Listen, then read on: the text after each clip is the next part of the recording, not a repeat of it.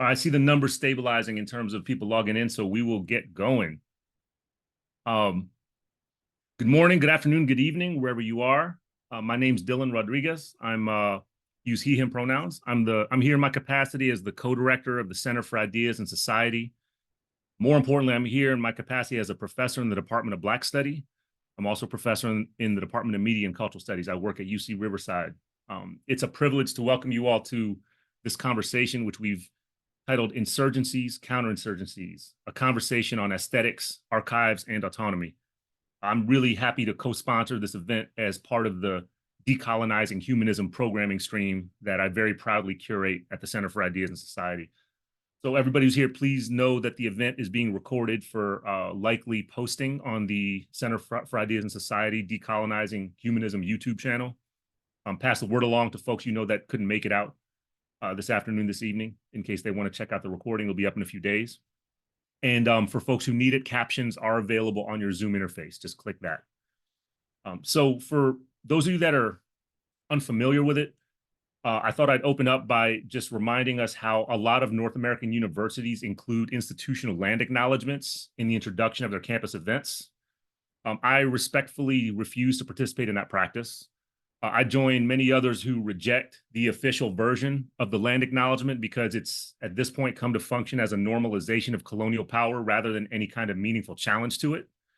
So I want to welcome you instead with an encouragement to embrace the imperative, the sense of emergency in activating collective, serious study and activity that at minimum denormalizes the conditions of occupation, anti-Black violence, and coloniality in and beyond the University of California.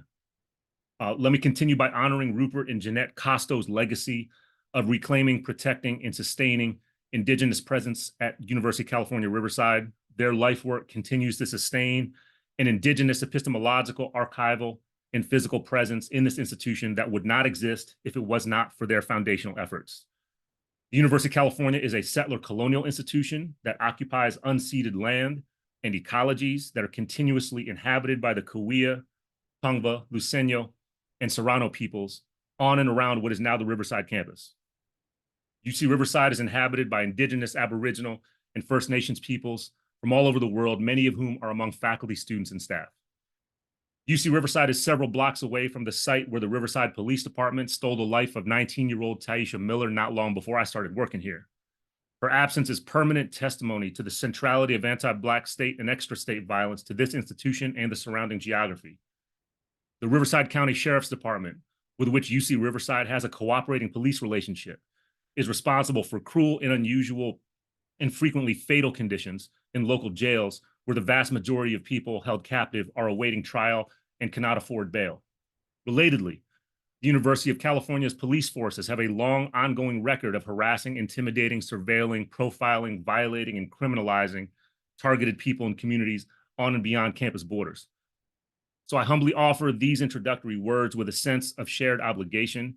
It's an honor and privilege to welcome everybody to this precious occasion by calling forward new, old, collective, and experimental efforts to create a colonized, a decolonized, abolitionist, and liberated future.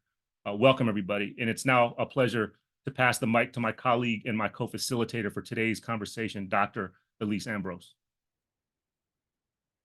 Thank you, Dylan. Thank you for orienting us in that way, grounding us in that way, and inviting us to inhabit the space more fully. So as Dylan said, I'm Elle or Elyse, and I'm so pleased to welcome our guests who are with us today. I will keep it brief, but I'm sure that other honorifics and adjectives will emerge as we are in conversation with them. But I first want to introduce Shellyne Rodriguez, a New York City-based artist, organizer, and professor, as well as Orisanmi Burton, professor at America University and author of Tip of the Spear, Black Radicalism, Prison Repression, and the Long Attica Revolt. And I will hand it over to Ori to introduce our special guest.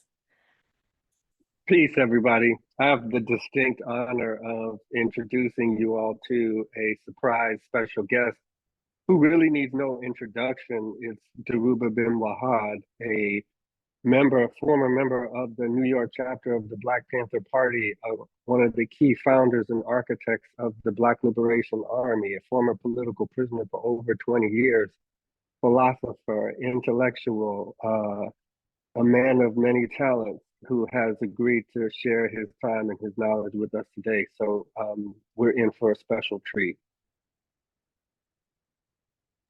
Appreciate that, Dharuba.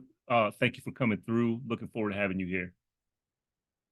Oh, I'm honored to be to drop in and listen to you guys. We are living in a very crucial time and historical moment, with students taking up the struggle on campuses across the U.S. And this reminds me of the late '60s when Columbia started rebellions, and they spread the anti-war movement, spread like wildfire through the U.S. and ultimately caused the United States to rethink its policy in Southeast Asia and withdraw its troops from there and end the war. So I'm honored to have an opportunity to talk to those who might tune into this, might hear this, and listen to some of the analysis and ideas that my co participants bring to the table. So thank you very much for having me. We're all thrilled that you came through. And folks who are watching, listening, whether live or this recording, we're gonna open up with a couple questions. Ella and I will open up with a couple questions, but we're also gonna take a pretty dynamic approach to the conversation. Hopefully we'll be interrupting each other, interjecting things, posing some new questions. We're just gonna talk. We're just gonna talk. We got 3 prepared questions total. We may or may not get through them. So I'm trusting that everyone here will bear with us and just go with the flow of this conversation. I'm really looking forward to this, and I'm gonna treasure every second we have together. So I'll get things going. Let me get things started with this question. I'd like to ask Dharuba, originally this was posed for Shellyne and Ori, but I'm posing it to you too, okay? So it's for all 3 of you. I want to ask all 3 of you, how do your art, your research, your teaching, your praxis, how do those things encounter insurgency and counterinsurgency? What do those 2 terms mean to you in the context of your organizing, study, and creative work? And maybe if it's cool, Shellyne, can we start with you? Kind of knew that was gonna happen. Oof. I mean, like just even thinking about this topic is just, in this context that we're living right now, is just intense, But like since we're going with the art thing, I figured that I was kind of start to trickle through. I feel like these things, like the art, the research, the teaching, the practice, I see them kind of like as branches of the same tree, the tree being me as the subject, like having a lived experience shaped by, like, I guess what you might call my intersections, and the given time and space that I inhabit and have lived through. But I take a real sharp line against like the art world's attempts to like collapse my art into like the category of political art, because this label is often like used in a reductive way, like that dismisses the nuances and poetics in work. So I'm saying that because I feel like I kind of have to like preface the shit a little bit before I say the next thing, which is that at the same time, my shit is very didactic, and that it's also acting as a pedagogical tool, as an archive to document like collective strategies of survival against erasure and subjugation. So, in that way, this is how it embodies the insurgent. It's not just a beautifully executed drawing, it's also doing something else. It's like anti-art for art's sake. It's grounded in something. It's grounding, like, shout out to Walter Rodney, you know what I'm saying? Like, this is where like the teaching, the research, the praxis comes into play. We outside, it's in the thinking, it's in the writing, it's in the actions we take centering political education, trying to locate the ways we might reweave a social fabric together, you know, in a city like New York, which is where, you know, where I can speak from with some kind of knowledge, that's always in flux, you know, like try to suture to some degree, you know, so like that's how I see like my work as insurgent, you know, as an artist that's like producing something that's beautiful. And I'll show some drawings and then at some point, but also like how the work is insurgent in these other ways, like as you pointed out, like the writing, the organizing, the this, the that, you know, but you know, that shit exists in a world that is like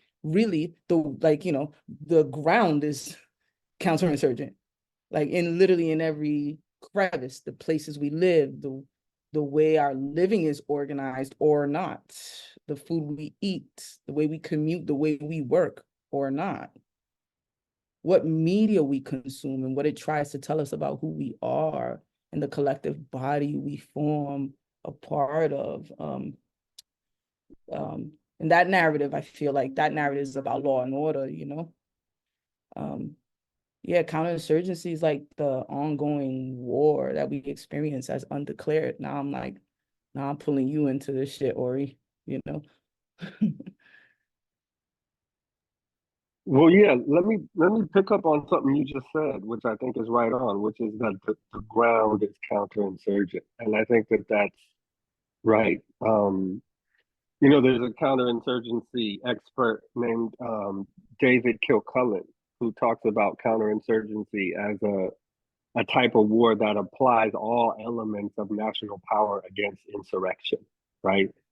So that would mean that the goal of counterinsurgency is to make all apparatuses of the state function in a counterinsurgent manner. So yeah, it's the ground, it's the air we breathe, which I think we can read it through the lens of fatalism, but I choose to read that optimistically, which is to say that, you know, the world we live in continues to be shaped by a counterinsurgent imperative because of the historical dynamism of our movement. Like that's how much of a threat the people are when they're organized. And so that's how I choose to read it. You know, I start Tip of the Spear with a speech by Queen Mother Moore, and she says a lot of things in that speech. But one of the things she says is that there's a science to white supremacy and a science to repression. And she encourages us to study that science, right? And so I think of counterinsurgency as the science of white supremacy. You know, it's like the accumulation of first principles of knowledge, of experience and tactics. But of course, white supremacy is a fantasy, right? It's a dream, it's an aspiration, as Dylan calls it, right? And so counterinsurgency is really a pseudoscience. And I think this is really important because we have to study the pseudoscience, but it also means that we shouldn't internalize it, right? We shouldn't accept its fundamental assumptions, which are grounded in white supremacy and imperialism and patriarchy and other forms of oppression, right? You know, because as the framework itself suggests, counterinsurgency, it's a response to us. And so I think in part this helps explain why they give the manuals away for free, like the University of Chicago or, you know, the Rand Corporation. Partly it's because that the whole pseudoscience is framed through a kind of white supremacist way of seeing, right? And so I think it's important, as more and more people study counterinsurgency from the left, I think it's important that we remember that it's reactive and reactionary. You know, and so we need to study it and understand it while being proactive about how we want to frame our own movements and how we want to narrate them, right? Because if we think we're learning something about insurgency through reading counterinsurgency manuals, I think we're kind of like doomed, right? And so, yeah, I think it's important not to take it too seriously and refuse to normalize some of the ways of seeing and knowing that are embedded in that whole framework, right? Because again, counterinsurgency that name was chosen so that people within the U.S. national security state didn't have to talk about counter-revolutionary warfare and revolutionary warfare, because to say that would already be to legitimize the movements that counterinsurgency is responding to. So that's sort of what I want to offer. It's something we need to study, but we also need to remember that it's a pseudoscience, and that our movements are more dynamic and have their own ways of thinking and knowing, have their own ethical systems. Right. That we need to actually study those too. That's a fact, yo. Like, I feel like there's a paranoia in counterinsurgency in these manuals. And like sometimes, and I feel like, I feel like Dhoruba could probably speak to that, like, from like just like studying like the last 40, 50 years, like you can see how like what you're saying, Ori, is that like, you internalize the paranoia, and it's kind of like maybe structured that way, rather than like maybe what we're trying to do is like have a clearer picture of the terrain by understanding that, that counterinsurgency is like, it's structural, the way that they build it, it's just like, you see better. So like sometimes people are like, I don't know, I've heard people say to me shit like, damn, yo, you just so, it's so doom and gloom, because of like just always in the organizer mind, and I'm like, I'm actually really a happy person,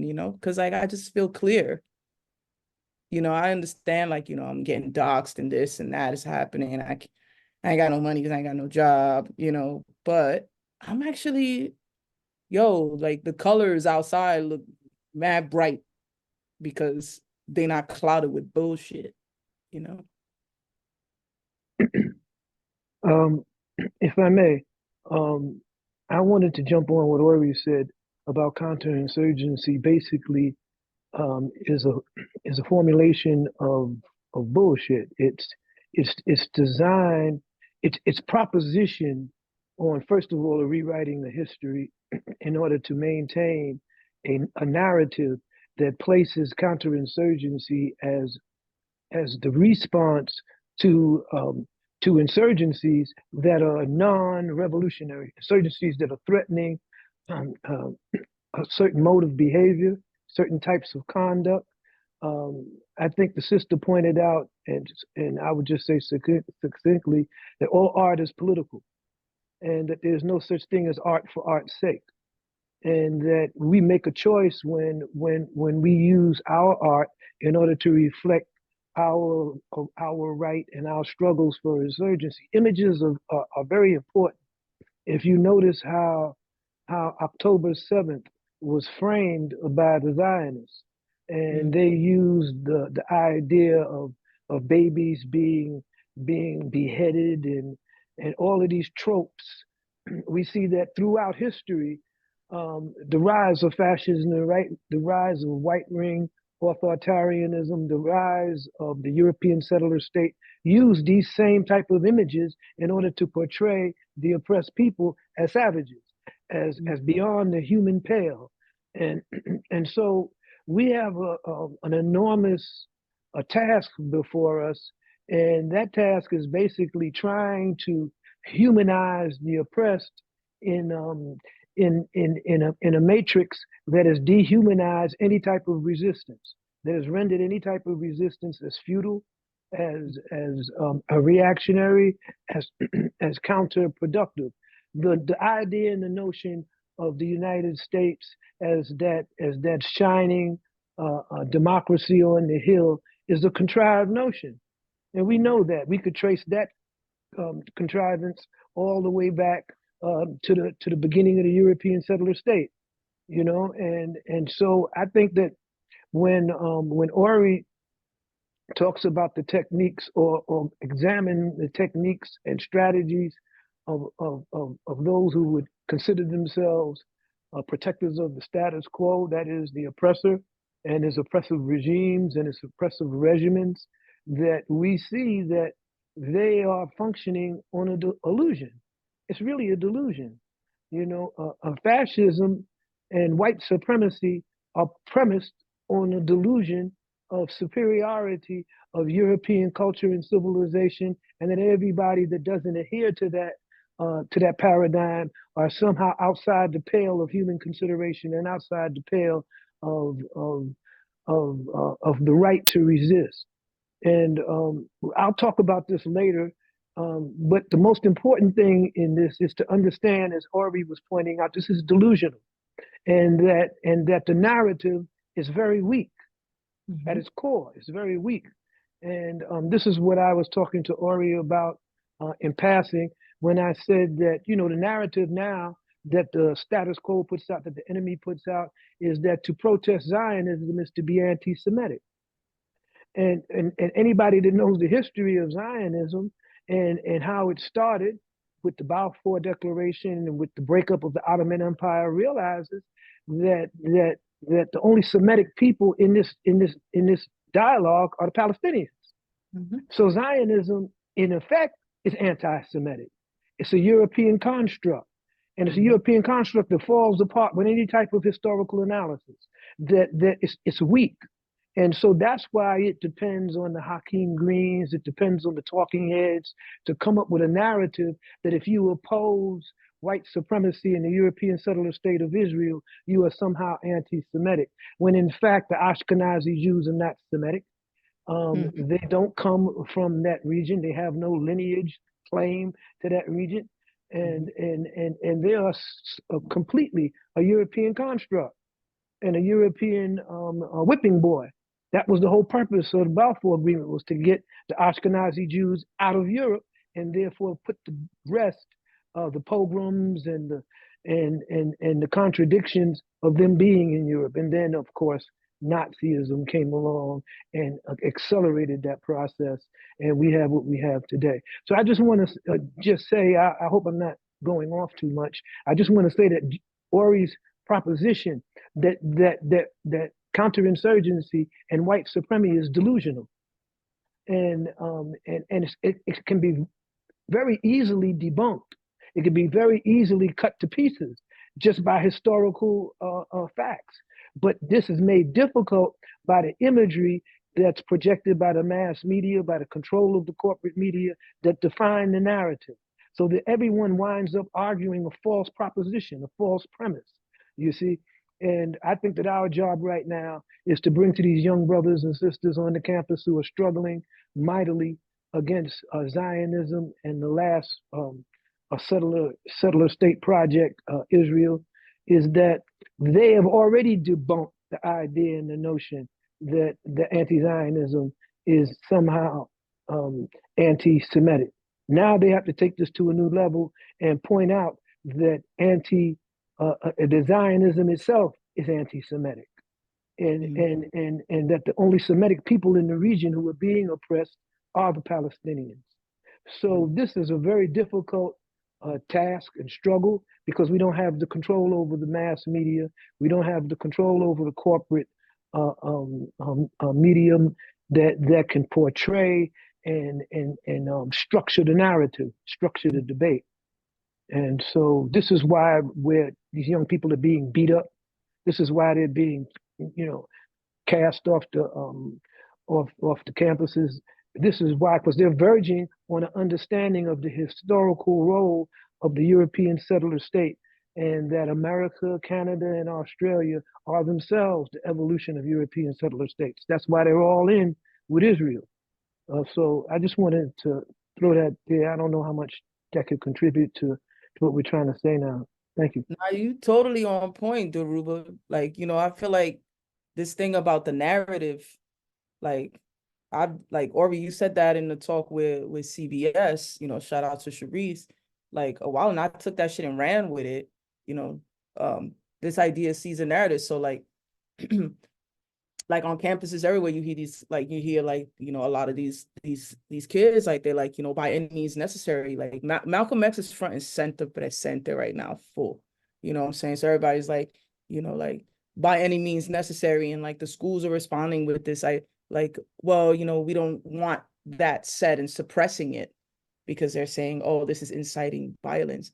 But I mean, for me, I feel like by any means necessary means what the fuck it says, by any means necessary, and their minds goes to violence. But actually, if we look at it, by any means necessary means Basan. It means Motaz. It means the seizing of social media. Al-Aqsa flood kicks off, and the first thing is brilliant. You know, so it's like, I think that there is an understanding about like, you have to seize a narrative, and that because this is they were going with the ISIS thing right away. Hamas and ISIS, and people were like, nah, because there was that was a front line too. It wasn't just Qassam Brigades or whatever, the Palestinian Resistance Front, but it was also like the social media stuff really educated the public quickly, and to the point where like it didn't work for them to, you know, they tried it, but like now, you know, it's a joke now. People are actually like going directly to the sources now, you know? Yeah, that's one of the reasons. I don't mean to cut you off, sis. That's one of the reasons why Al-Aqsa flood was a brilliant military and tactical move, because the fallback position for the Zionists was that they have a right to defend themselves, but in international law, occupying power has no right to self-defense against those who it occupies, against those in the occupying territory. And in fact, they have a right to resist.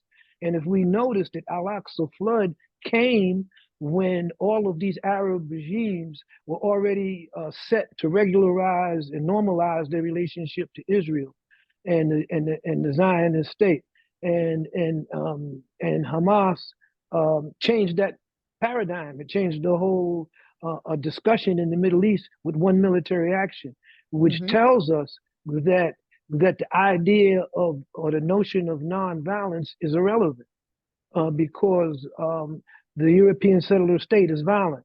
It's a violent entity. Its first resort is violence and repression and murder. And the nonviolence is the absence of violence.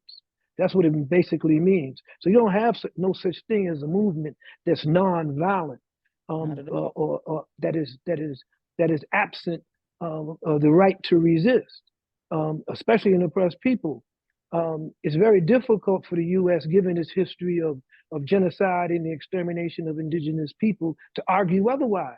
So they have to paint their whole settler state in this founding of democracy. Yeah, slavery existed, but it was, you know, it was part of growing up, and it was part of the United States becoming a true democracy, and we're still in that process. This is all delusional.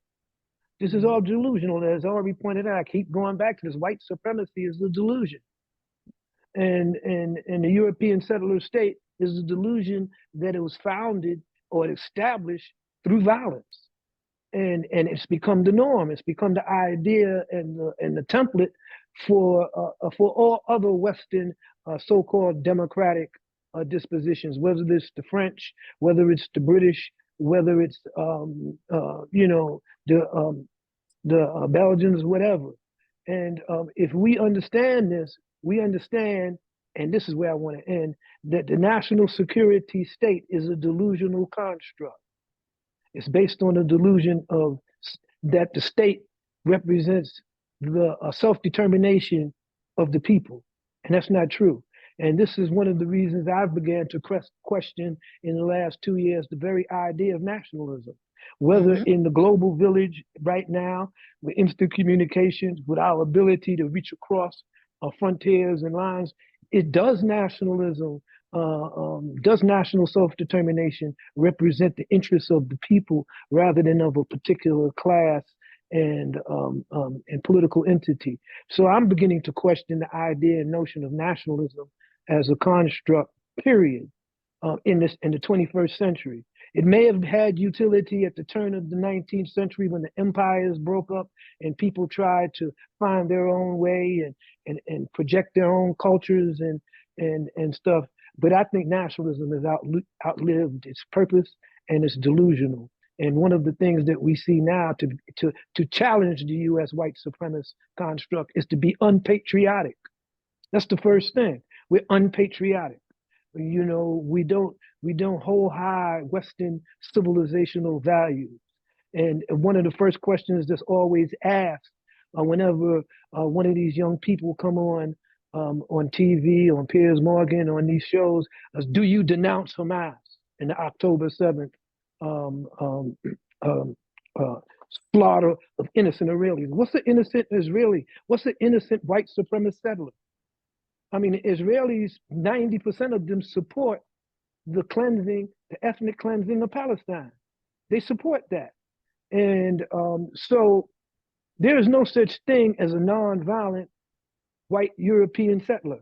They're all violent, and because their whole proposition is based on the delusion of superiority. It's based on the delusion that God gave them this land and that therefore they could do anything that they want. Who are we to say anything?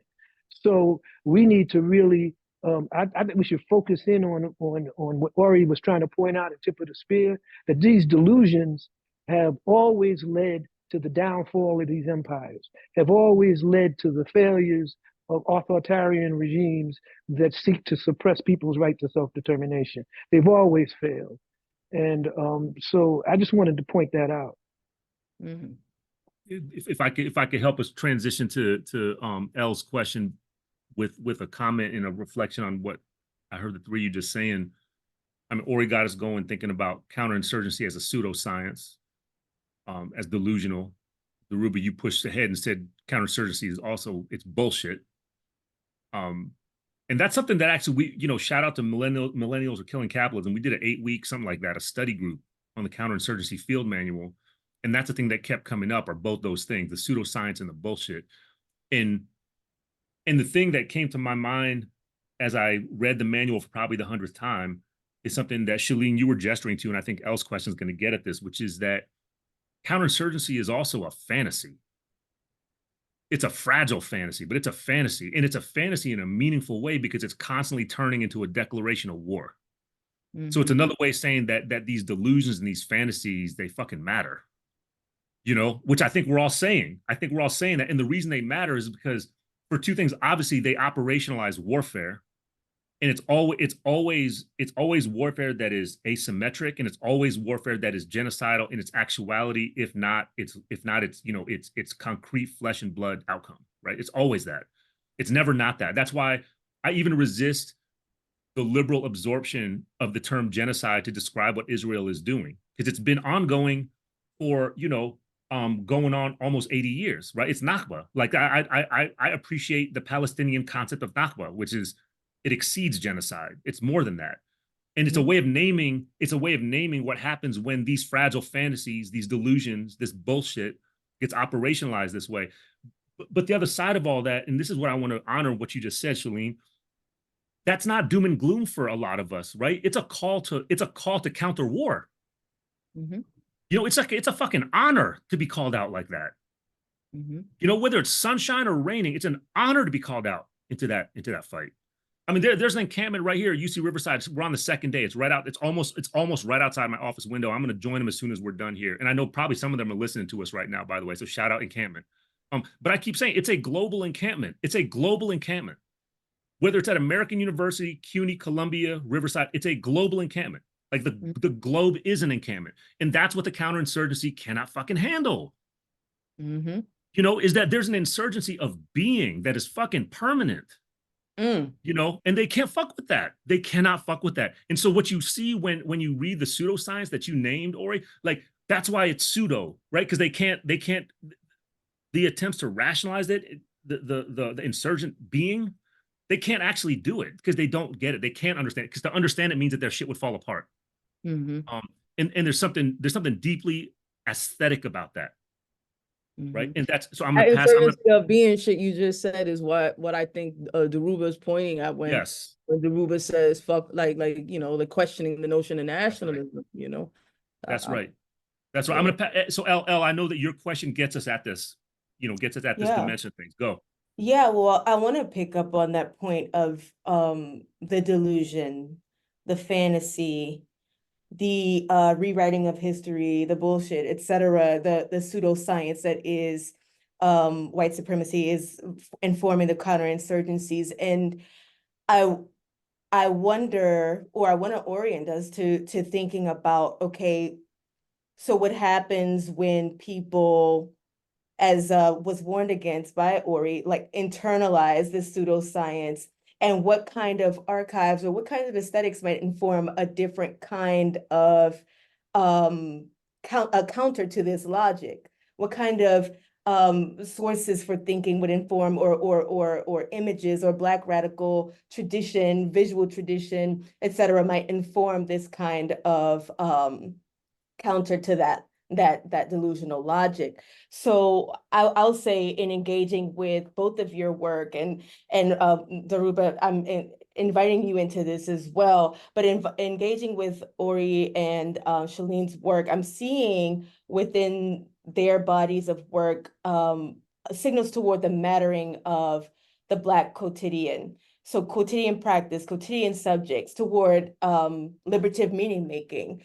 And I think this is important, this Black quotidian, because it's a kind of new archive that would counter the delusion. So whether it's through the example of the 12-year-old children in Shellyne's Tamir Rice photo project, or the practice of rest in your recent piece, Kazembe Balagoon, Militant Study, right? Or through the letter from a father incarcerated in Attica to his son, that kind of quotidian, Black quotidian practice, Black quotidian subjects. So you approach the archive, or I would even say trouble the boundaries of what is considered to be archive, or what is archivable, as an insurgent method, artistic and academic. So I'd like to hear you please say more about your subversive approach to archive in your respective works. And also, along these lines of quotidian reclamation, I would say, Shellyne, in your work, which I think of as part of a Black radical visual tradition, can you speak to the archive, the geographies, the symbols, the experiential and material realities that inform your aesthetic? And then along these same lines, Orisanmi, would you speak to how your work, namely the subjects that you engage, build upon and or reflect a Black radical aesthetic? And to Daruba, what would you say are the archives that inform an alternative to the delusional logics of white supremacy, the delusional logics, the fantasy of white supremacy? What are those different archives that we can tap into? I think, Ori, you should go first on this one. Word. Shells, you brought up a couple important things. One thing, we started talking about narrative warfare, which I think we should just name explicitly as something that is prioritized in counterinsurgency, right? So the state is explicitly thinking about how to weaponize narratives, and how to attack and delegitimize certain kinds of ideologies. The other thing you said that was really important is that there's something about counterinsurgent, like the counterinsurgent mindset is very paranoid, which I think is exactly right. And I think this is part of why we shouldn't internalize it, or we have to resist internalizing it, because these people are basically walking around thinking that everyone around them is an enemy or a potential enemy, right? And that's a kind of a toxic way to inhabit life, right? As opposed to what you said earlier about, okay, like, yeah, things are fucked up, but like the leaves are vibrant, or whatever, like actually enjoying being alive, right? So I think narrative warfare, in terms of the question of the archive, is really important because, well, one, just from like a pragmatic archival research standpoint, it's probably true that the FBI and or the CIA has the largest Black studies archive in the world because of how much material they've stolen, right? But that material is inaccessible, or it's sort of collected through a kind of a criminalizing and pathologizing logic, so that people who access those state records are encouraged to analyze sort of the material record of Black radical politics through the eyes of the state. And so I think we need to study the archive also as a space of war, right?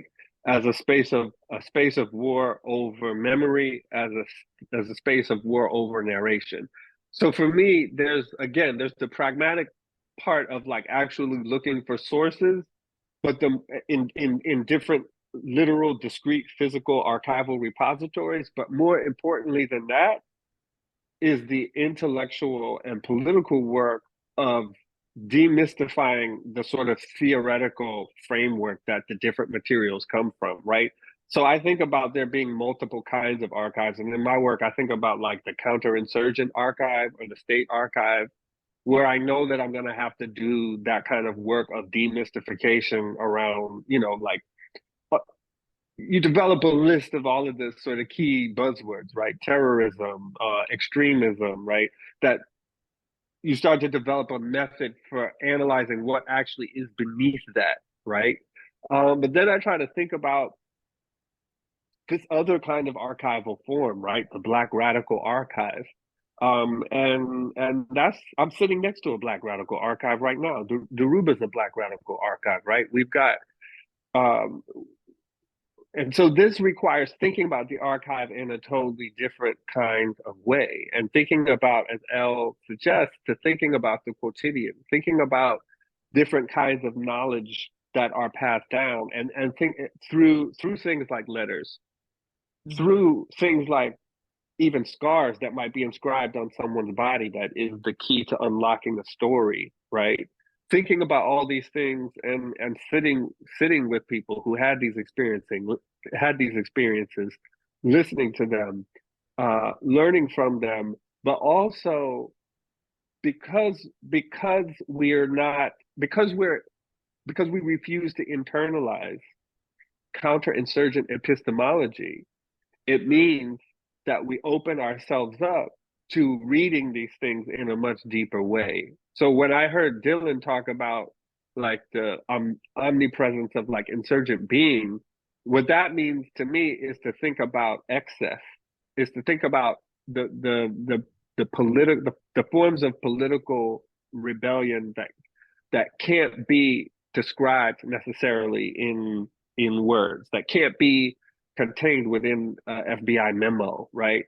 The letters that I was looking at, like those cats were putting citations in their letters. They were referencing other texts, right? And so taking people seriously as intellectuals who are thinking on multiple registers.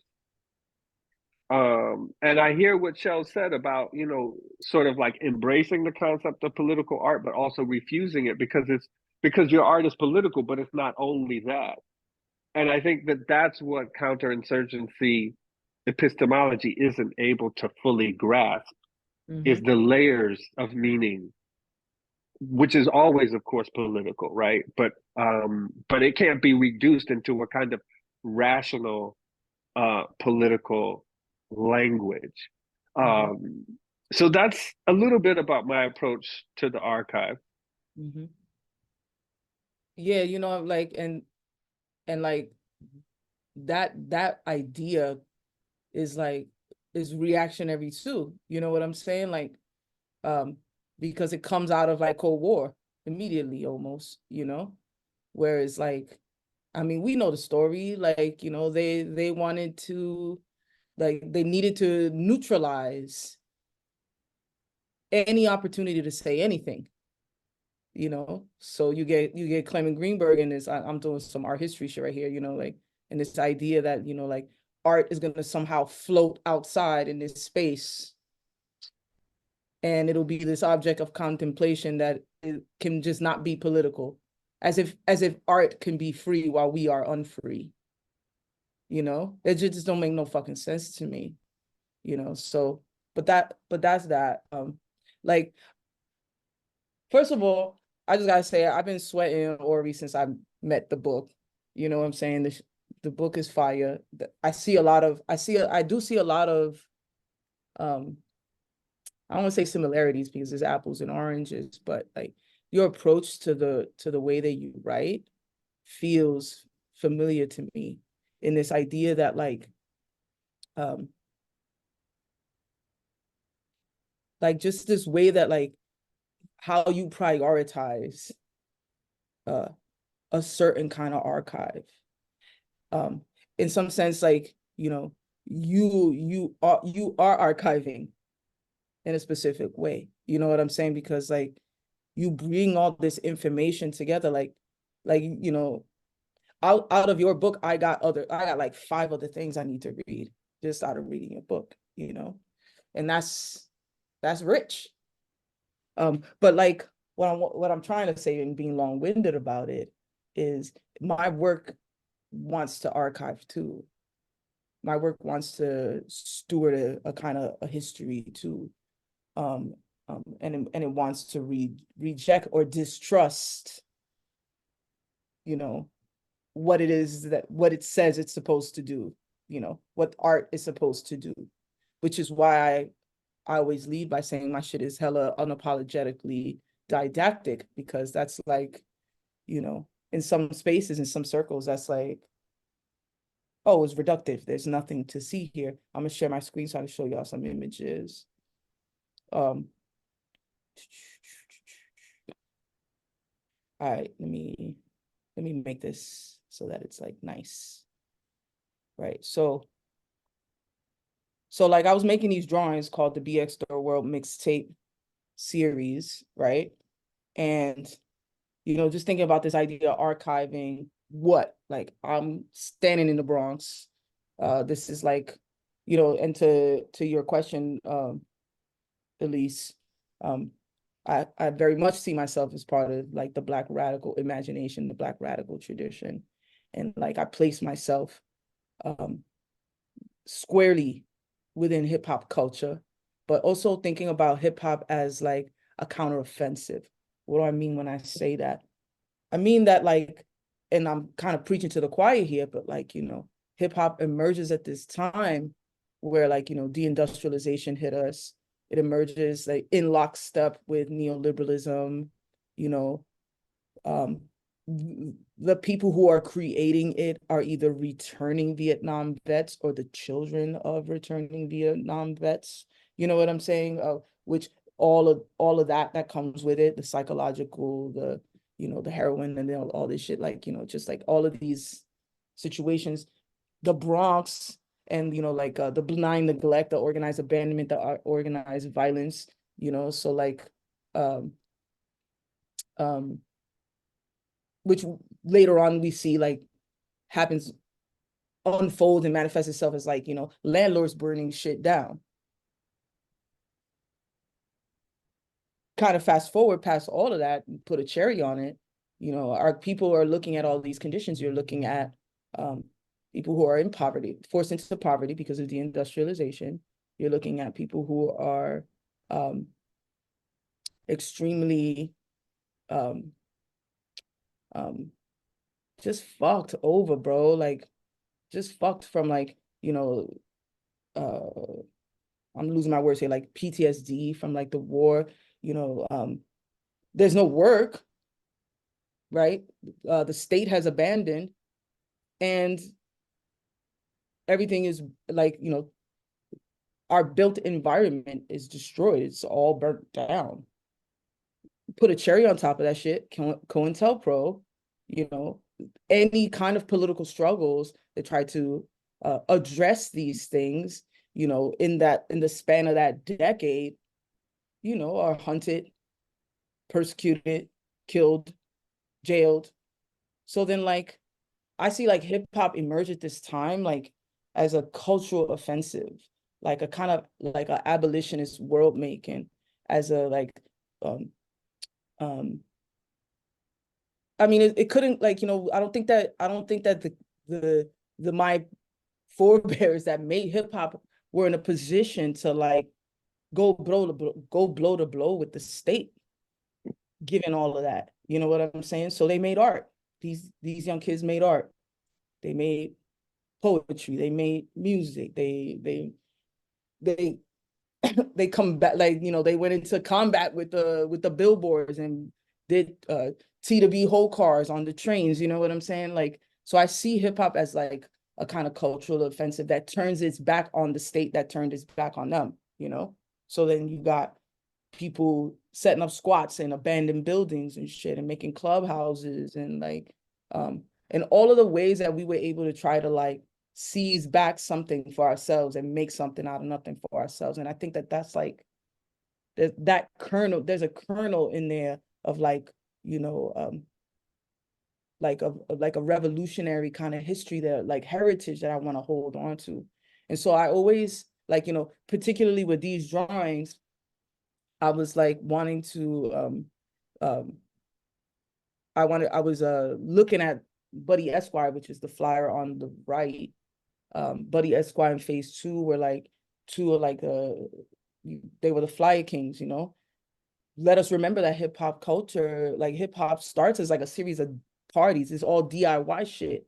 You know what I'm saying? So like, people were making their own flyers. And so I take the flyers and think about them as like containers that contain all of this history of all of the shit we had to live through, and how we were able to like make something out of that nothing. And, you know, like, but like, then who inherits this kind of like legacy? And, you know, what if I made the flyer, if I wanted to take this, archive that shit, and then like represent it in a way that could be like a pedagogical tool, then what would I put in it, right? So then like you're looking at this one right here, which you can see with the lines that kind of give this like bodega neon kind of a vibe, really like just mirror directly, you know? And then like I do shit like this, where like, so Esquire strikes Empire. Esquire, like, as I said, Buddy Esquire was the dude that made all the flyers. He made like over 300 flyers in his lifetime. I think Cornell has them all and shit. And, you know, he died in his early 50s, a UPS worker, you know? But so shout out to Buddy Esquire all day, you know? But so then like we do a Esquire strikes Empire. I do shit like, you know, when I made this particular drawing, it was around like Indigenous Peoples Day. So I was like very much thinking about, I'm in the Bronx. Who are the indigenous people here? I'm like by Classens Point, Soundview area. Who are these people? So then like 1639 is when the Bronx get invaded by the Dutch. 1977 is the year I'm born. But, you know, I'm loosely thinking about like the birth of hip hop and neoliberalism, which, you know, around this time period, you know, the Silvernoy people are the people that are from this area of the Bronx. Snackapins is the name of the area, right? So like I'm paying homage. No compromise, no possibility, concession. That's a line directly out of Fanon, right? Power Fuerza is like refers to a record, which is the Ghetto Brothers. So like every little thing that's in here is not a party invitation. It's an invitation to something else through like cultural history, through like militant history, through like indigenous history, so that we can know where the fuck we stand. And then like the bottom half of it, where you see like the fire and spoon and everything, the text there says defend your hood in Arabic. And, you know, that was written on a banner. That was written on a banner for a march that we had in the Bronx on May 31st, 2021. So now I'm archiving movement, like recent movement history. So it lives there. You know what I'm saying? So that was like to my knowledge, and, you know, Daruba could tell me if I'm wrong, to my knowledge, that was like the first Bronx Palestine march on that scale, like ever. You know what I'm saying? So I wanted to record that moment that we did that shit. You know what I'm saying? And it was around the same time, that same year, that those 6 prisoners dug themselves out of Gilboa prison in Israel. So I put the spoon there. And now, you know, of course, like, you know, I'm also trying to like do some brujeria and cast some fucking spells in here, right? So then like, you know, the spoon is reflecting off of St. Vernon C. Bain. And Vernon C. Bain is the name of the Rikers boat right here in the Bronx. You know what I'm saying? So then the idea is like, you know, that's some of that audacity, you know, of those 6 prisoners will like reflect on, and we can like get that dungeon shut the fuck down, you know. So like this is a way that I'm like trying to like put all these things together, how I see the way my work talks to your work, you know what I'm saying? Not so much maybe through the letter writing and shit, but like, you know, also like the fact that like you know, the Attica was like this a couple days, bro. You know what I'm saying? And so much was and there was so much that came out of that, you know? And like so and I say that because I'm like, hip hop gets co-opted very quickly. We already fucking know. You know, it gets co-opted very quickly and becomes something else, just like, you know, just like later on with the whole like liberal co-optation that becomes like prisoners' rights or whatever, you know what I'm saying? But there's a below. There's something underneath. And I feel like that's where it's at, and it's related to this idea of turning your back on the state and like doing it ourselves, archiving ourselves, looking at each other to figure out what the fuck happened and where to go forward. And that's what I love about your book, bro, because it's like, yeah, we're gonna look at the records, but really like we're gonna center what the people who were there said. And like, so it's like we're doing it underneath them. Like it's like we're not even talking to you, we talking to each other type shit. And I'm like, I really feel that, you know. No, I think that's it. I don't have a whole lot to say other than to say, no, the resonance is clear. And what you just said, the way you ended it, we're not even talking to you, we're talking beneath you, around you, over you, through you. I mean, that's what I feel when I look at your art, and I think about all the layers, the thoughtfulness, the different layers of meaning, the creativity, the audacity, the engagement with history, politics, culture, spirituality, all in one. And like, you might get it, you might not, but like you feel it, you know, and it's grounded in a deep love, in a revolutionary love, and a clear politics. And I think that represents the best of what I was trying to articulate when I said that we can't internalize it. Your art is an example of what I mean when I say, okay, study the enemy, study counterinsurgency, but we got to do something else. We got to do our own thing. We can't let their pseudoscience, we can't put ourselves in a position where we're responding to their pseudoscience. We have to remember that their pseudoscience is always responding to us, and is doing so imperfectly. I just wanted to say something here. First of all, I just want to start with a quote from Mao Zedong in his Protracted War. And Mao Zedong, in a verse in his Protracted War, said that the dynamic factor, that the human factor, existential factor is the subjective factor is the dynamic factor in war. That's the dynamic factor. And that's what he meant by imperialism was paper tigers. He was talking about the same thing that Ori is talking about, and he pontificated on. But I want to point out something that although the sister is trying to develop the history or the radical threads of resistance that hip hop started out with, it's no longer that. It's a reactionary. It's become reactionary. It's become co-opted by corporate capitalism and greed and Negroes who have no politics. And so individuality and individualism trumps any type of collective resistance, any type of collective understanding of the origin of the music.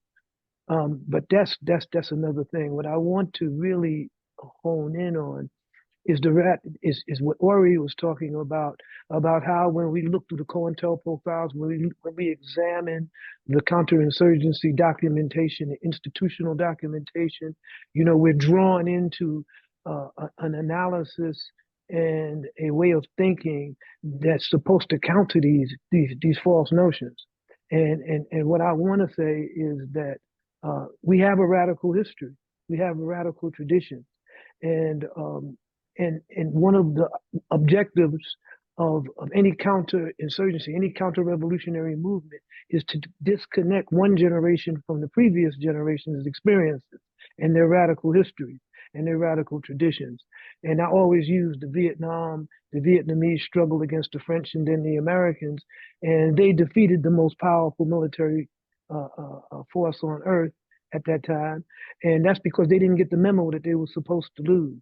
They didn't read the counterinsurgency memos and the institutional memos about how powerful the U.S. government was, and they was going to bomb them into oblivion. And they would say, "Oh man, we got to do something else." No, the existential reality of the people's resistance. They went underground. They created they created generations that passed on the struggle, that passed on the resistance movement until it became endemic, until it became part and parcel of the people's will to survive. And I think that we don't have that. And the reason why we don't have that is because this generation is not in touch with their radical history, whereas the state is, as an institution, is in touch with its historical analysis on how it defeated these radical movements. They have that documented, you see, but we don't have no such documentation. You know, we are involved in partisan, intersectional bullshit struggles. You understand, that don't go to the heart of the enemy's hold and control over us and over our movement. So we're not in touch. This generation is not in touch with their radical histories. But I think that inadvertently, when we look at what's happening in Colombia, when we look at what's happening on the campuses, some of the things that inevitably come up is just radical history.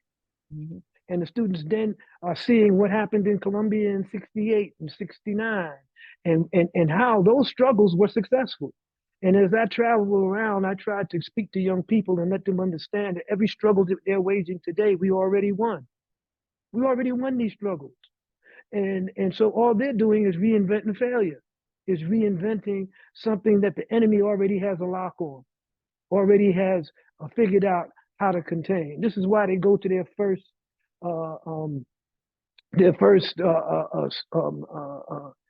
game plan is to redefine radicalism as anti-Semitism. That's their first thing. They always did that. Anti-war, Vietnamese war was anti-patriotic, was undermining U.S. Patriotism. That's the first thing they tried, but that shit didn't work. Okay, and so I just want to point out that culture and the existential reality of people are the dynamic factors in resistance and struggle. They're not static. They have to evolve with the level of resistance to the reactionary powers and the state. We are living in a democratic fascist state. Now, these are two terms that historically contradict each other, democracy and fascism. But the United States has blended both of these to the point where we have an electoral system that is essentially neo-fascist, that is essentially that renders democracy supportive of fascism and war. You have no choice now, but we don't have no political party. We don't have a working class party. We don't have a third world working class party. The idea of the Rainbow Coalition that the Panthers came up with has been co-opted by the Jesse Jacksons and them. So why don't we have a political party? We need to ask ourselves that. And why do we only have a choice between ho and hum and the neoliberal and the neoconservative? Why? It's because of the comprador class that bought in to the same delusion that Ori talks about, the delusional idea of patriotism, the delusional idea of white supremacy and law and order based on nobody is above the law. Well, man made the laws, and those men that made it are above it. And so we really have to understand that what the sister is trying to do in terms of bringing us around to an existential understanding of resistance, of defining our own reality based on our subjective being, is a very difficult task when we have the Jay-Z's and we have the Negroes who are feted as individuals with talent, and now they're millionaires. And once they become a millionaire or a billionaire, they're automatically on the other side of the barricade. They have a stake in capitalism. They have a stake in perpetuating the bogus struggles between white supremacy and so-called black equal opportunity. You see, how many times are we going to talk about equal opportunity? What the fuck does equal opportunity mean in a white supremacist capitalist society? What does that mean? You get to sit at the table and be an equal opportunity oppressor, exploiter. You get to be a cannibal at the table. Yeah, so I mean, what does that mean? And I think that we are in a crucial point where these definitions are in the streets. The people are in the streets. They're open to these new ideas of radical resistance, of revolutionary resistance. And we, as whether as academics, as activists, need to try to point them into the direction that they will understand the delusional nature of white supremacy and the European settler context, and that they don't study the repression of the enemy as a guideline for resistance, that we have our own guidelines for resistance. That's one of the things that I've always said. And if you read Message from the Black Underground, from the Black Liberation Army, you would see that we've always maintained that any people's movement that did not have a capacity or an ability to exert a political consequence on the violence of the state was a movement that was destined to be co-opted, was a movement that was destined to be suppressed. And that proved to be true. And it's just like, and we see this now with Hamas. What is the foremost task of Netanyahu? Is to what? Eliminate Hamas. That's not possible. To eliminate the idea and the notion of Palestinian freedom, of Palestinian resistance. So he figures if he kills everybody in Hamas, that idea is going to be dead. Well, he has to kill it, then he has to wipe out the Palestinian people, and that's exactly what he's doing. So we can see the extremes to which the bogus notion of white nationalism and white supremacy, how it operates. It's very violent. It's very genocidal. And it will not stop unless you resist it. And this is why Aqsa Flood has changed the paradigm of the Middle East.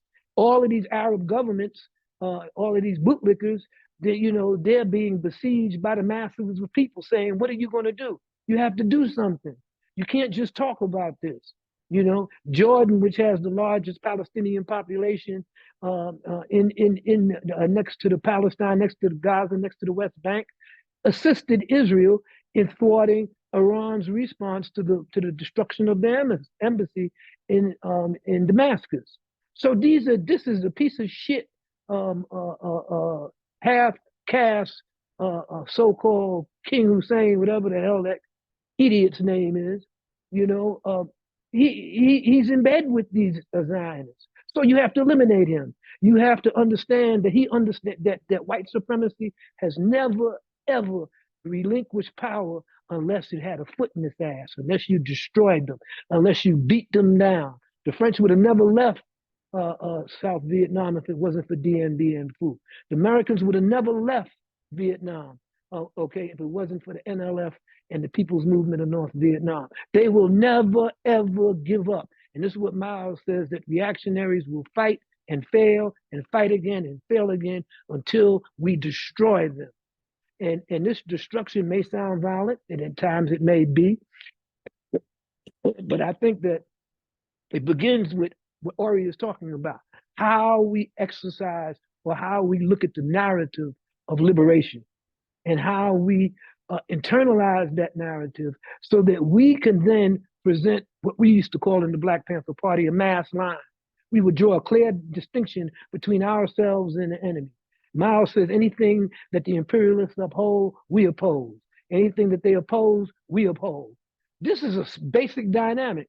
He's not using their definitions and their abilities to define the arena of struggle as the basis for what they do. And I think that this can't be driven home enough. And this is why I want to end with this. This is why it's important to flip this whole notion that anti-Zionism is anti-Semitism, when in fact Zionism is anti-Semitic in and of itself, because the Palestinian people are Semitic people, and the Zionists are European settlers. And this is a fact.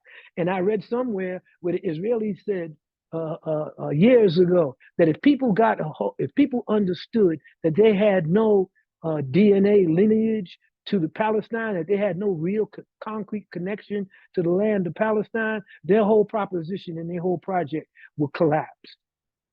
So I think that it's very important for us to bring, if anything, this message across to these young people that are on the front lines, that the white supremacist settler state of the United States and its armed agents are in cahoots with Zionism and genocide of people of color. And when we look at Sudan, if we look at any of these areas, the UAE are the ones that's supplying the weapons and stuff to the rapid forces, the so-called former Janjaweed. And that's the largest humanitarian crisis on the planet, is in the Sudan.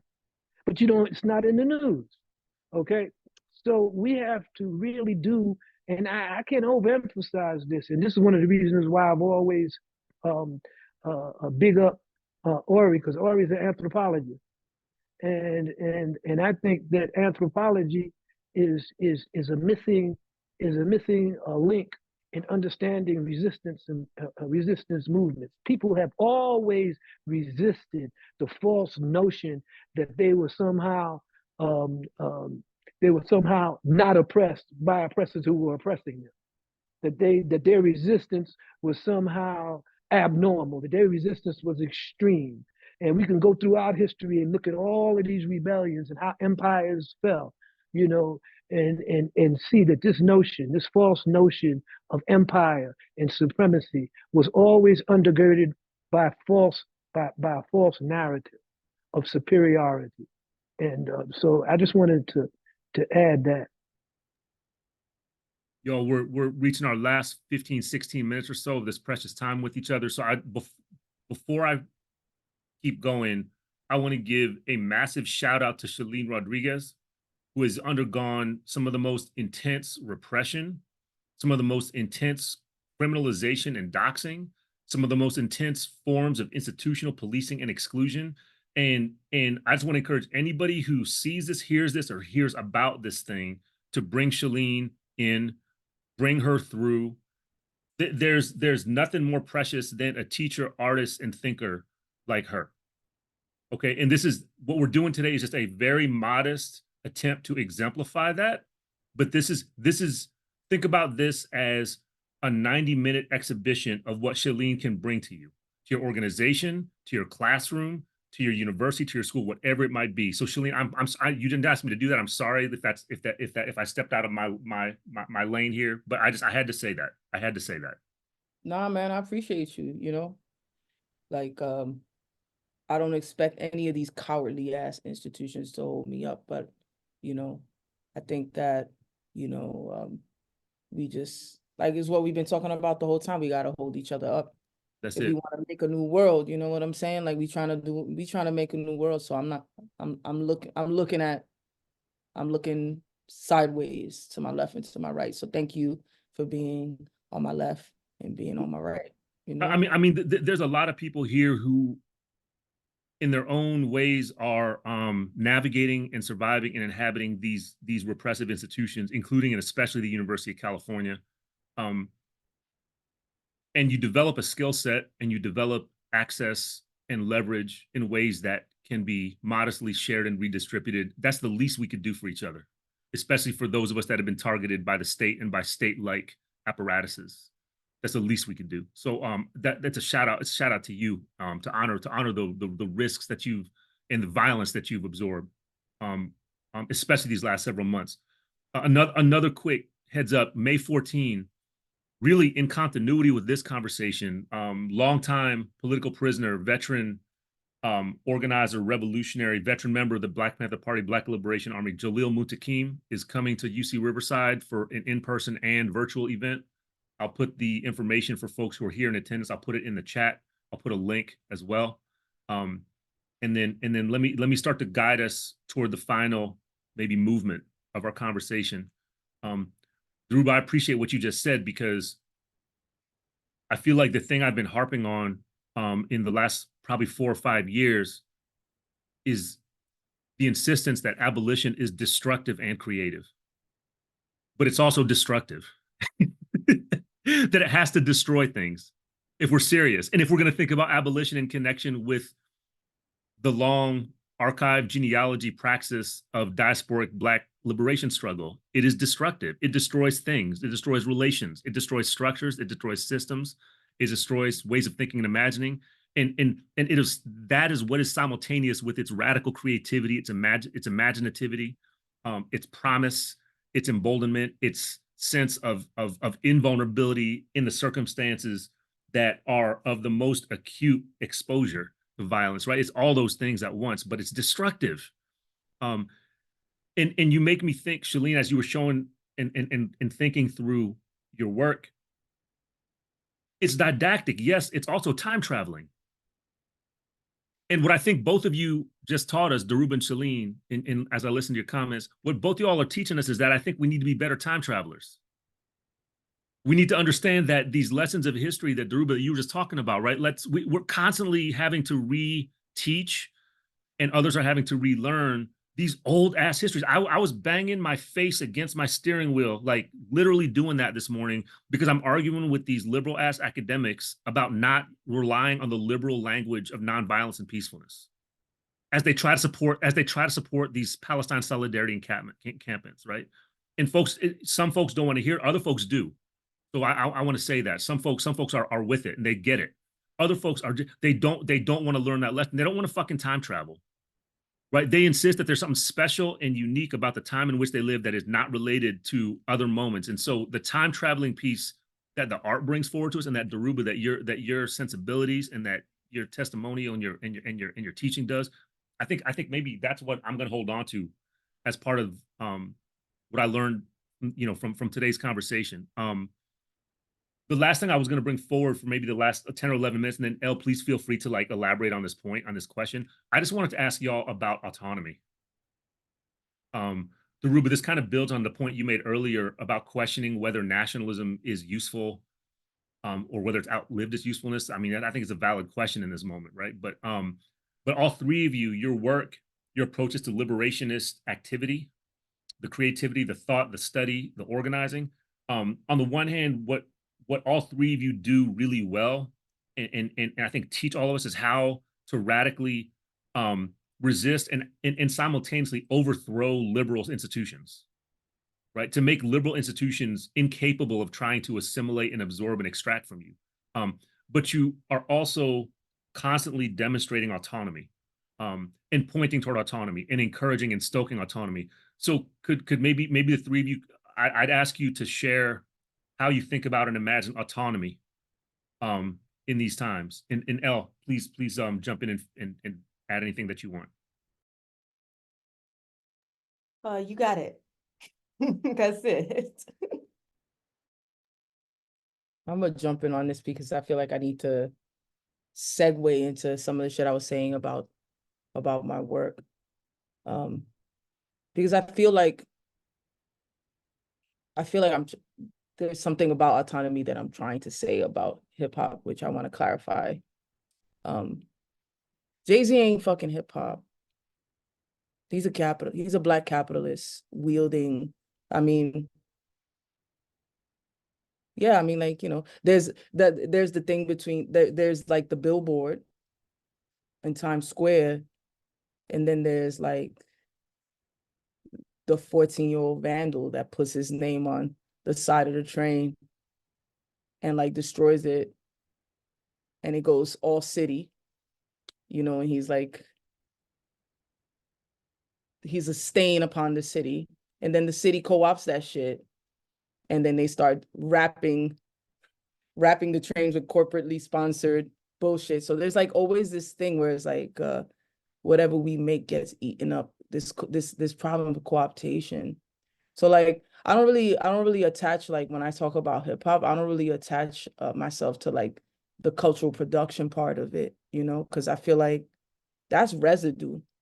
You know what I'm saying? Like motherfuckers could take my drawing, print it, slap a logo on that shit and sell it, and try to empty it out, so it's not really that per se, but like in essence, like hip hop, I feel like the way that I'm trying to talk about it, or like put a like historical pin on it, just from my own subjectivity going forward, from that moment going forward, which is what I could speak of, you know. But I feel like it's an ancient practice, you know. It's a practice of like fugitivity, you know. It's like, it's santeria, it's capoeira, it's all of that shit. And I feel like that's the shit I want to hold on to. You know what I'm saying? That's the thing that I think, that's what I think that we inherit, like as the kids that, you know, like the kids that grew up through that shit, through like, you know, had to live through crack and all of that bullshit. You know what I'm saying? That's what we inherited, is like this way of survival through creativity. That, like, you know, they always come in and pluck and rinse that shit and like sell back to us. And, you know, but the ability to remake, to bob, weave, and make again, which, you know, in hip hop, in like language, I think would be called, like, you know, we might call that shit a sample and a remix, you know. I think that's the shit that I'm trying to hold on to and say, you know, and then I'm trying to say like, well, who inherits this kind of like insurgent practice? That's a hip hop from below. You know what I'm saying? Because I'm still on these streets, you know, like that's a hip hop from below. That's not the corporate shit from above that belongs to the state. That's why Jay-Z's wife is sitting on a fucking horse waving a flag doing country music. You know what I'm saying? Like, you know, they the counterinsurgency, you know what I'm saying? Like, and I think that, like, also what I'm trying to point to on the topic of autonomy, right, is the idea that once we, like, you know, we experience the abandonment and we popped the locks and made a club. And I'm not trying to say that good shit happened in those clubs all the time, because, you know, my family was adjacent to Savage Skulls, so I know, you know what I'm saying? But we made stuff. We were able to like understand the abandonment of the state and turn towards each other. And that, I feel like, is the thing that I want to capture and like try to remember and try to help others remember. Because I agree with you, Daruba, like, we don't know our history. We are purposefully kept from our history, which is what I love about Ori's book, because through the way that you were able to like compile all of these histories, the shit that you said in the beginning of the book, Daruba gave you files and said, go write, you know what I'm saying? Like, the way that you were able to like lay all of that out, like, you created a container for us to then like sift through the records and pull them out and start, you know what I'm saying? So it's like, I feel like my job, you know, and, you know, this also, this continues along the lines of thinking about this autonomy, right? Like, my job is to try to find ways to help us remember our like capacity for like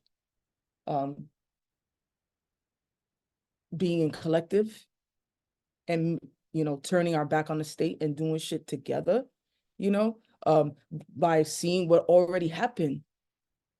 You know, like when I read that shit about like how they took the judges and they took the judges' houses and was like, let like 30 motherfuckers go, like remember that we could do that, you know, and to see what else we can do. And to see what else we can do in a new context, because like the Bronx is no longer just like Puerto Rican kids and you know, like Caribbean kids and Black kids. The Bronx is Senegalese, Bangladeshi, Mexican, Dominican, Yemeni. Like, the Bronx is the third world, which is why my shit is third world liberation mixtapes. The Bronx is third world. And so then what kind of like, so then how do we take all of these practices with all of these, with, you know, with who's here now? And that points to like what you were saying, Daruba, like, you know, this idea of a nationalism, that shit don't make no sense no more, because the border is an illusion. Like, the world is in flux. Dispossession is the name of the game. Everybody here looking for the warmth of their stolen, extracted resources. You see what I'm saying? Like, while we here together, and so then like there's an opportunity for us to be here together, make together, create together, turn our back on the state and like build some shit together while also having our mind somewhere else. You know what I'm saying? Like, we could be here with folks from Yemen, because like all the bodegas are Yemeni over here now. You know what I'm saying? We could be over here and still be thinking about the Houthis. And how do we take care of who's here and take care of who's over there with like a radical with the elimination and dismantling of empire in mind? How do we become the Trojan horse we were always meant to be? How do we remember that we were always supposed to be that Trojan horse and like abandon the delusion, you know? So like, that's the shit. I just want to say, I just want to say, sister, you hit the nail on the head. And this is something I talked to Ori about it, folks. We need an anti-fascist united front. And we need an international solidarity united front against fascism and white supremacy. And that begins with the different movements in different places around the world, and us networking and creating a common database, a common communication network. We need to understand, Muslims need to understand that anti-Islamophobia is also anti-fascism, and that the histories have a confluence, you know, and the left needs to understand that anti-neoconservatism and neoliberalism are adjuncts, instruments of white supremacist control. And Black people in the United States, Alombe Brad says that we're afflicted with a residual absentee slave mentality. You know, and this is one of the reasons why we keep going back to the Democratic Party, talking about ho and hum and how we don't have any choices, but we fail to build our own united front and our own independent, sovereign political party. And this is something that you just pointed out. The South Bronx is no longer just Puerto Ricans and Blacks. You have Yemenis, you have Haitians, you have everybody. So there's a built-in existential united front there. If we address the contradictions that brought them to the United States in the first place, that forced them to migrate from their home country here. It's US imperialism, it's the Monroe Doctrine. It's this history that we could point to and that we could show that we need to have an independent political entity and exercise sovereign thinking. We need to think in our own best interest, in our interest as poor people, in our interest as minorities and classes. I mean, in New York, you have the piece of shit Adams and hip hop artists talking about how migrants are not going to replace us, you know, and talking about how their tax dollars is not going to go to subsidize migrants. But they don't say that their tax dollars don't go to the U.S. military in Guatemala and the coups that they use to turn these people's countries into an unlivable paradigm of social alienation and political disempowerment. So we need to understand that we have to reach out to all of these different groups that are here. They're not our enemy. Asians with the nail stores and the beauty salons are not the enemies of Black people. Migrants from Guatemala and Central America are not the enemies of African people in the United States. You know, and they're trying to turn us in against these people as if, you know, the system is going to give them the vote and disempower us, and therefore we'll have no influence, and all these people will vote for the Republican Party, and we won't have any say. We don't have any say now. So we need to understand that right now, at this historical moment, we need to take advantage of these uprisings across the world against the genocide in Palestine and build a united front against white supremacy and fascism across state lines, across national lines. We need to reach out to other organizations, other activists in other cities, and create a concrete network, a functional network, where we could share data, we could share information in real time, and we could act on the same contradiction in a multiplicity of urban environments around the world at the same time. And so this is what I really want to leave this with. my last word is we need a united front against white supremacy and fascism and anti-Islamophobia. If I could just give a shout out real quick to Muhammad Abdul. I just got his Oh, book. yes. This brother right here, just speaking on what Brilliant. you said, Daruba. They're coming for him right now at Columbia. They threw him under the bus, you know. So like, yo, shout out Oh to yeah, I saw that. I saw that on YouTube. Where They're coming for the head of Muhammad all day, Columbia, every day. Yeah. yeah, yeah, where the head shout of out to that Columbia brother. went I'm in gonna go front of through the his book Senate. real close too and like read this shit because I mean I think like you know Islam and anarchism there's something to be learned about. Absolutely. Yeah, I saw the testimony of this administrator in front of this Yeah. in front of the U.S. House of Representatives throwing this brother under the bus. And yeah. But I mean, this is typical of all of these academics now who are That's right. being disemboweled and thrown out of the universities for speaking up about the genocide in Palestine. So we need to access these academics and get them to understand, as Ori pointed out, that their neoliberal understanding of history is not accurate. Their idea and their notion that we could supplant fascism and white supremacy just by peaceful demonstrations without a political organization and without a mass movement is fantasy, is suicidal, and it's designed to drain off the energy and the the militancy of the movements that are rising, just like the hashtag movements of after George Floyd drain the energy off of from the righteous rage of young people who took to the streets, and then the leaders of that movement got funding and bounced. Facts. You know, so that's called encapsulation. That's a strategy of white supremacy and political repression. Encapsulate the energy of the radicals and the insurgents and redirect it down a path that is meaningless and eventually it'll self-destruct. So I just wanted to end with that. We really, really need a united front against white supremacist fascism and the European settler state mentality that drives the United States to supply weapons to the apartheid state of Israel. Go ahead, Ori.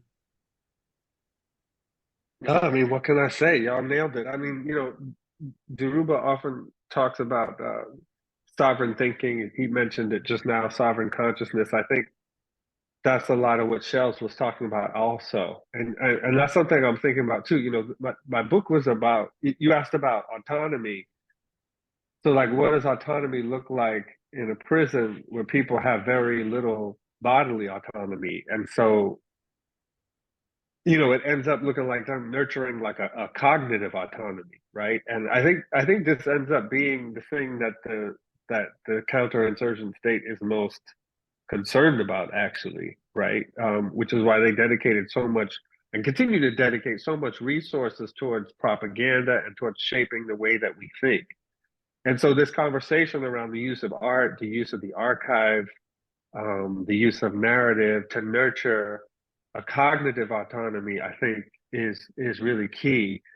And obviously, as I'm watching the encampments unfold and participating in some of the encampments, I'm thinking about the resonances the encampments have with just the way that Attica unfolded and the way that people took up space and started to figure out how to meet their own needs autonomously.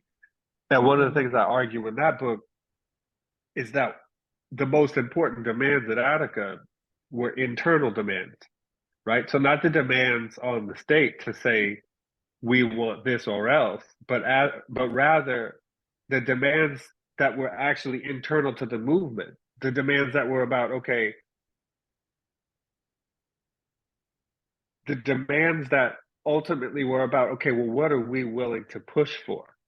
What are we actually willing to put ourselves on the line to achieve, irrespective of resting concessions for the state? And I think I hear a lot of people grappling with that in the actual encampments, right? Thinking about how to use it as a space to grow the movement, to not only to politicize people, but to get people plugged into other organizations to grow the strength of the movement. So I see a lot of resonances there. And I think that people are having that conversation about autonomy. They're pulling in resources for political education to figure out how to sort of deprogram themselves and think differently about, you know, the power that we actually have collectively. And so what would that mean? So that's all I have to offer right now, is really thinking about how to nurture a kind of cognitive autonomy collectively in these spaces where people can actually be together in ways that are more intimate, more intentional, and more rejuvenating than a lot of us often have an opportunity to be. You know, that those spaces where you're in a place that feels like it's a place of your own making, where you can actually start to ask the question, well, what do we really want, right? Outside of the pragmatism that these sort of the discourse of these formal negotiations, right? What do we actually want? Like what is the horizon of our actual demands? Mhm. Having an opportunity to actually think about that collectively. So that's it. That's the sort of autonomy that I see growing right now around me in these encampments. And it's inspiring to see students so activated and to be asking questions that are really about politics in a very concrete way, right? There's no abstractions for them at this moment, right? And they're being politicized at the end of you know, campus security and police nightsticks. Mhm. And they're not going to stop now, right? I mean, these movements are growing in really inspiring ways. So just my deep gratitude to the students who set this off and who are pushing professors, staff members, other people, you know, in the community to follow their lead and to get involved in really deep ways. Mm. Yeah, I shout out want to to them. thank I want to thank you all for allowing me to break my promise and letting us go over 10 minutes. And Shellyne, I can't think of a better way to close us out than to share one of your pieces. So if you don't mind, I'd really appreciate that. I already know the one I'm gonna share because Do it. Daruba said. Do it. Can y'all see? Yes, that's the one. All right. This is the one right here. Wait, espérate. I messed it up. Boom. No, not that one. No, not that one. All Right of them. here. That's the one. That's the one I know. This is the one. Bike cops on the 3rd of May. I do this thing where I like flip BIPOC, Black, Indigenous people of color, and I flip it to BICOPS because, yo, the battle lines are drawn and it's not what we thought they were. You know what I'm saying? Like Daruba mentioned that clown ass motherfucker Eric Adams, but it's not just Eric Adams. It was Lori Lightfoot. It was like, you know, like we're seeing across the board, there's like a lower managerial class, you know, of like police commissioners and governors and mayors and shit that walk like us, talk like us, but they not us, you know, and they the ones swinging the batons right now. You know what I'm saying? I made this drawing. This is like literally like on my block. Like this kid is a delivery guy. He ran a red light on that e-scooter. And there were 2 cop cars. I just drew 2, but look, you know, it's like predator versus like, you know, predators. Like, you know, he's like a deer in the forest and shit right now, you know. And so it's like pointing this out because like I feel like something that got carried away. I'm gonna talk a little shit and I'll be quick. Something that kind of like got carried away with the co-optation of BLM and shit was like, you know, this narrative around the white cop, you know, NYPD, KKK, whatever, you know, and it was like the white cop. And in the, like, you know, on the back end, they were like massively recruiting, like the way they used to recruit for ROTC in my high school. Now it's NYPD in there. Matter of fact, it's not just NYPD. Atlanta PD was recruiting in New York, like last week. You see what I'm saying? So like they're recruiting from our own ranks. I got 3 different cops that live in my building. A cop, 2 cops and a corrections officer on the 3rd floor. You know what I'm saying? Like, so we're surrounded by an enemy that look like us, talk like us, understands the logic, hood logic. You see what I'm saying? So it's like the battle lines are drawn in a very specific way. And these cops are anti-immigrant. They fascists. They're fascists. They, you know, they mama raised them watching Law and Order all every day, and then they ran to John Jay and, you know, and became NYPD. Like, you know, this is what we're going with. So like, I'm just, this is just like, yeah, man, you know what I'm saying? I'm trying to think about like what we got to look at now, what we're trying to see. And I called it 3rd of May, obviously, is an art history reference to like, you know, Goya painting, you know what I'm saying? Fascists gunning down the people who are resisting. And so, yeah, so just, you know, with that kind of like orientation always in mind. And I'll leave it there. So I want to thank you, Shells, for closing us out by reminding us to have the courage to identify and name our fucking enemies. I can't think of a better way to take a breath and pause and find a way to continue the conversation that y'all stoked today. You gotta see, like, you know, you gotta see fucking, you know, Dominican cops pulling girls' hijabs off their head and marches. You know what I'm saying? Like, that's the real reality. Yeah. We can't just like skip out on the like, oh, white cops. No shit. Nah, man, it's us now. So we need to like upgrade our political analysis and come at it real, you know? That's right. That's right. Hey, thank you all. Thank you to our surprise. Thank you to our surprise guest, Daruba. We're honored. Daruba, bendición. Salamat. I really appreciate the opportunity to talk with y'all and get this conversation going. And I don't know, I want to shout out to Ori for providing me with the space and the time to do this. So again, I appreciate all of you and your contributions. Let's keep it moving forward. We need to struggle for community control, public safety. We need to take control of the armed agents of the state, of the utilities and infrastructure in the cities where that supply us with our livelihood and our ability to survive. So that's the struggle. All politics is local, and we need to begin there. And I think the sister pointing out that we have Dominicans, cops, and I mean, we got Dominican, Haitian police, we got all of these, and all of these Negroes, all of these reactionaries are fascists. They're reactionaries, and that's why they're on the police force.